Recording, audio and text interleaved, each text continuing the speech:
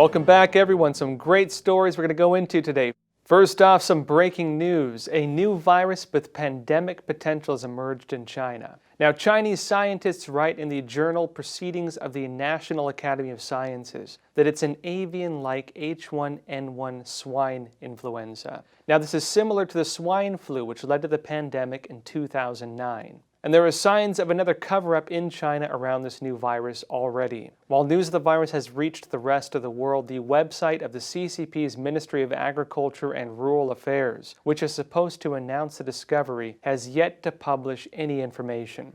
And the CCP has come out and admitted on June 29 that authorities released water from the Three Gorges Dam, which confirms reporting from Epoch Times and NTD. Chinese state media reported the floodgates were opened in order to free up storage capacity to meet possible floods in the near future.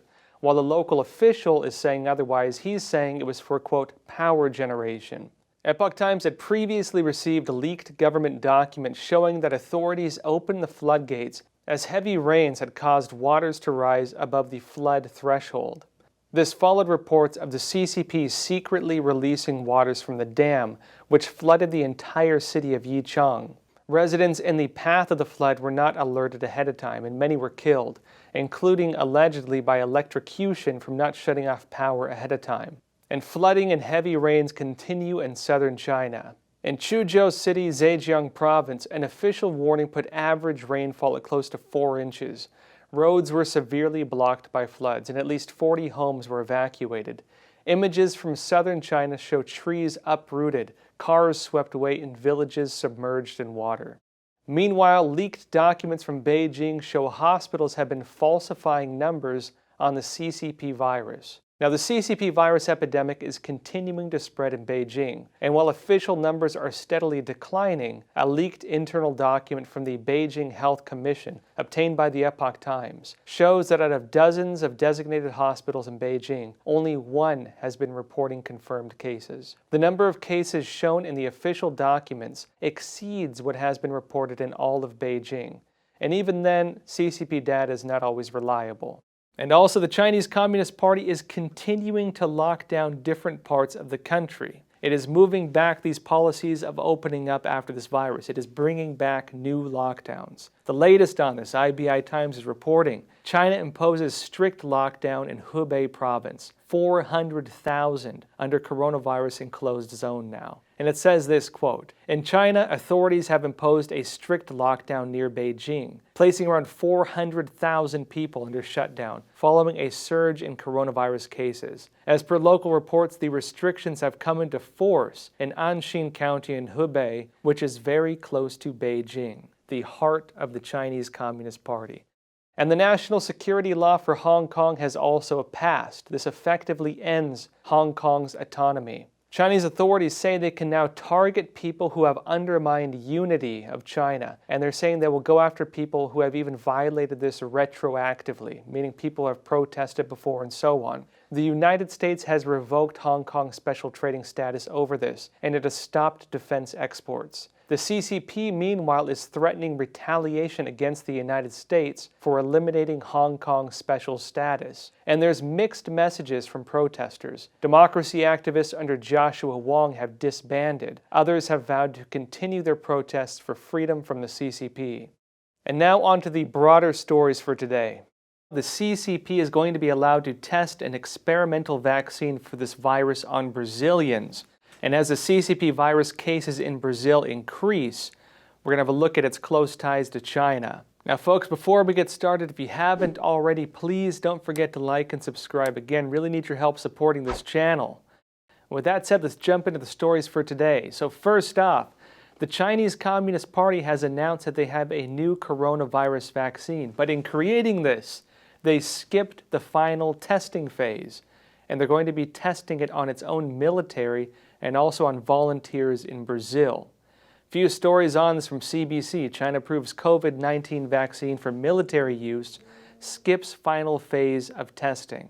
And here on Twitter, we have epidemiologist and health economist Eric Ding, who wrote on Twitter, quote, "Whoa, China has skipped phase 3 trials and now approved a COVID-19 vaccine directly for use by its military.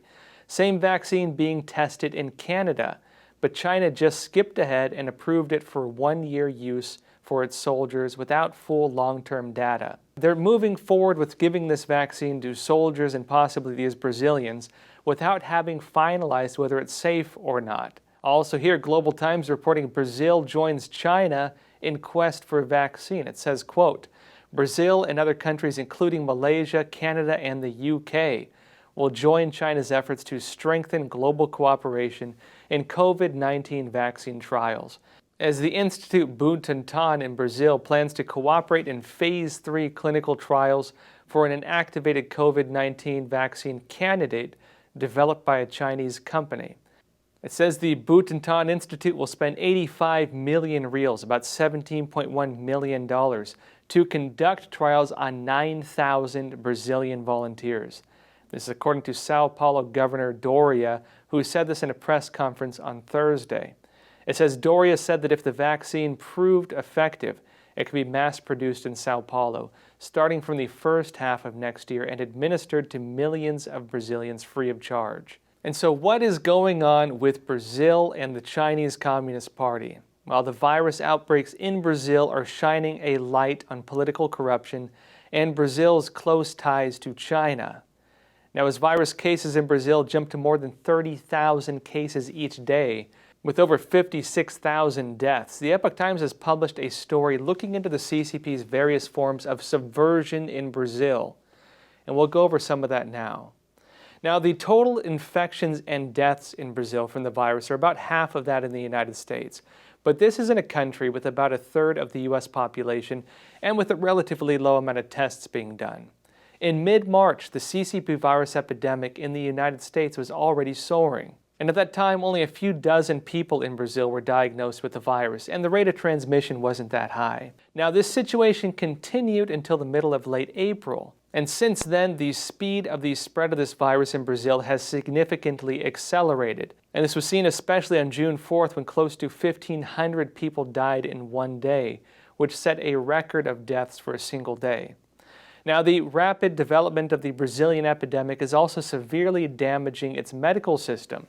United Nations statistics show that among Brazil's medical staff, 15,000 doctors were infected with the CCP virus, and nearly 19,000 nurses and technicians working in hospitals were infected.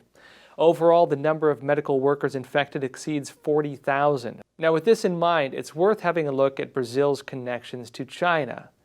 Now, Brazil and the Chinese Communist Party have established diplomatic relations going back to 1974. During the 10 years from 2003 to 2016, Brazil was governed by the left-wing Democratic Labour Party. During this period, Brazil-China relations deepened. In 2012, Brazil became the first Latin American country to establish a comprehensive strategic partnership with the Chinese Communist Party. Now, the global economy has been facing downward pressure in recent years, but the bilateral trade volume between Brazil and China has continued to grow. In 2018, it reached hundreds of billions of dollars, which is a record high. And the CCP has not only become Brazil's largest trading partner, but also Brazil's main investor. Against the background of such complicated connections with the CCP, it's been very difficult for Bolsonaro, the president of Brazil, to govern according to his own ideas.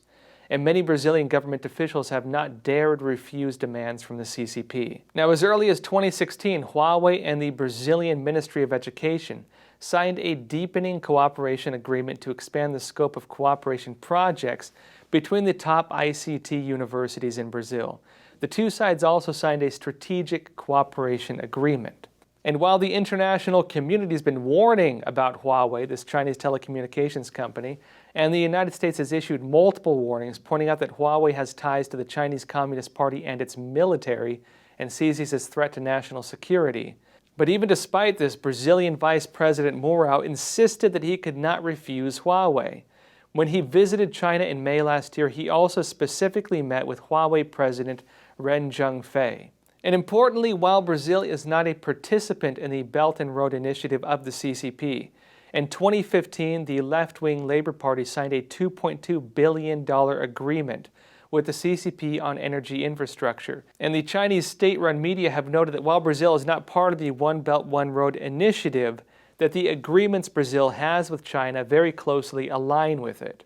And also before Bolsonaro had taken office, the CCP had already participated in a series of large-scale infrastructure projects in Brazil. Just as an example of this, in 2018, Chinese state-owned enterprises acquired the second largest port in Brazil. And also, Chinese state-owned engineering giant CGGC has acquired 100% of one of the main water companies in Brazil. The CCP claims that this is a key project of the CCP's Belt and Road Initiative, with a total investment of around $860 million. Now, under the control of the left-wing party, it appears Brazil refused no request that the CCP asked, whether it's Confucius Institutes, whether it's Huawei, or whether it's programs of the Belt and Road Initiative. Brazil took all the orders it was offered. Now, going into some of the political ties with China, the governor of the state of Sao Paulo imposed a strict, quote, full blockade in late March, but by early April it became the epicenter of the epidemic in Brazil, and it's here that we find deep ties to China. Now, as early as 2008, Sao Paulo State University had cooperated with Hubei University to open Brazil's first Confucius Institutes on July 24th. Now, this first Confucius Institute is the most popular among the 4 in Brazil and was selected as one of the 13 pilot cultural Confucius Institutes in 2016. As of last year, this Confucius Institute has set up 16 Chinese teaching points in 13 cities in Sao Paulo and surrounding cities. As a bit of background, the Confucius Institute is a project under the supervision and control of the CCP's Ministry of Education, of the Communist Party of China, and of the Ministry of Publicity and Communications. Now, the CCP's head of the Ministry of Propaganda described the Confucius Institutes as, quote, an attractive brand that extends our culture, which is CCP culture, overseas. Now, Sao Paulo was the first to accept the Confucius Institutes in Brazil again, and the CCP has spread the virus of CCP ideology through these Confucius Institutes for 12 years in that area. Meanwhile, the governor of Sao Paulo, Doria, has his own ties to the Chinese Communist Party. He's a wealthy businessman, and this has led to closer relationships with the CCP. Going back to August 2019, Doria visited China. Afterwards, he described the trip to China as having, quote, remarkable achievements. He also stated that Sao Paulo has an obligation and responsibility to continue to maintain good partnerships with China at all levels, and he has only maintained these ties. On April 6 this year, Sao Paulo and Shanghai held a video conference, and the so-called Experience Exchange Conference was organized by the Chinese Communist Party for fighting against this CCP epidemic. And importantly also, what did Doria also do around that time? Well, as we previously just mentioned, he made this agreement to allow the CCP to test its new vaccine in Brazil. What has the CCP's approach in fighting the epidemic been? Rather than conventional treatments, its approach, the CCP model, has been through brutally forced lockdowns to seal households, buildings, seal communities, seal cities, seal provinces, and seal the country. Until recently, it even restricted the return of overseas Chinese. The CCP shared its guidelines for handling the virus with Sao Paulo, and this experience exchange became the turning point for Sao Paulo.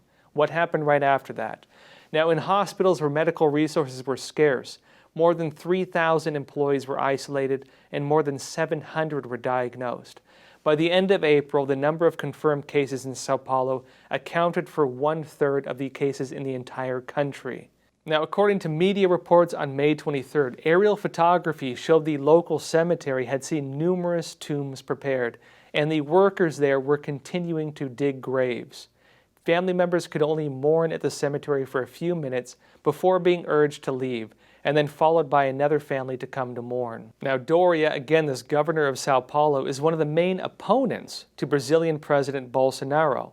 And Bolsonaro, instead of following the same trajectory that Brazil has been on, has sought to break Brazil from the CCP. During his election campaign, Bolsonaro pointed out that although the CCP is Brazil's largest trading partner, the CCP has ambitions and, quote, wants to dominate the key sectors of the Brazilian economy.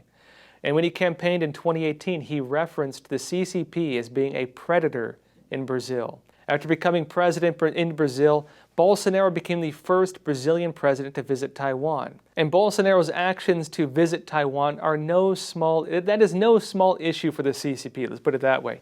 For the CCP, that is a major, major insult because the CCP does not recognize Taiwan as being an independent country. It has prevented Taiwan from getting access to the WHO, the World Health Organization. And Taiwan has been seeking international legitimacy. If a country's leader goes to Taiwan, it gives it that legitimacy, and that is something the CCP fears. Doing so is something that would be a major blow to the CCP. And for the CCP and its ties to Brazil, this would be seen as a major breakaway from its controls. Now, outside of Sao Paulo, the other virus hotspot in Brazil is Rio de Janeiro. And here we can also find close ties to the CCP and strong opposition to Bolsonaro.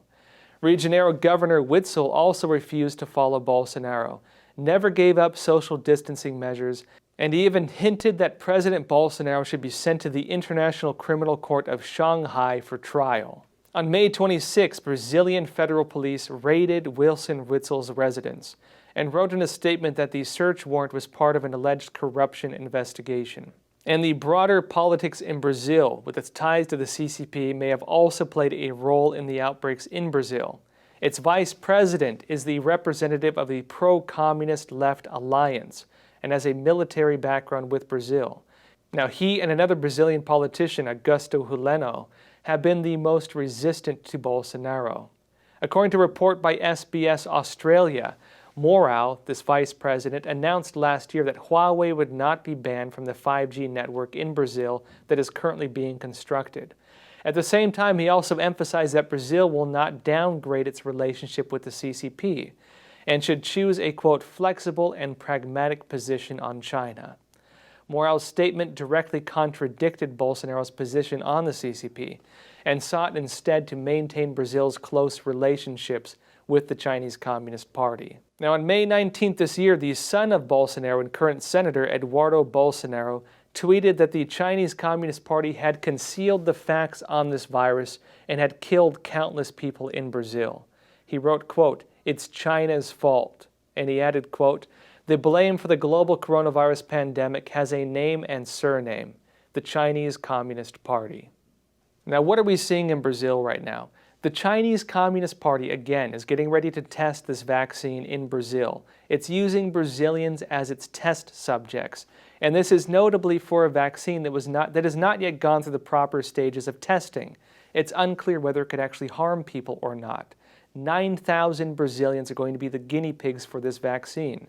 This was allowed to be done by this governor who has a history of very close ties to the Chinese Communist Party, and whose actions and alignment with the CCP's different policies on dealing with this virus coincide almost perfectly with the, say, death rates in Brazil and the increased infections in Brazil. And also looking at the broader situation in Brazil, you see two different factions.